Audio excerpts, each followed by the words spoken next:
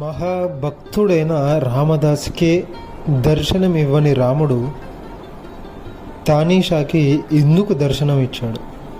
బహుశా కుల అభిమానం అయి ఉంటుంది. రాముడు రాజులు, తానీషా రాజులు కాకపోతే మతం వేరు, వృత్తిపరంగా కులం ఒకటేగా.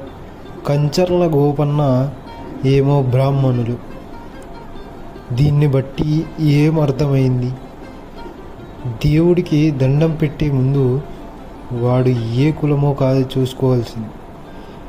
మన కోరికలు ఏ విధంగా నెరవేరుతున్నాయి, అదే మనకి పెద్ద ప్రశ్నగా అయితే మిగులుతుంది. మనం దేవుడి కులమో ఆలోచించే ముందు మనమందరము దేవుళ్ళు ఒకటే, మనుషులంతా ఒక్కటే అనే భావన మనలో ఉంటే మన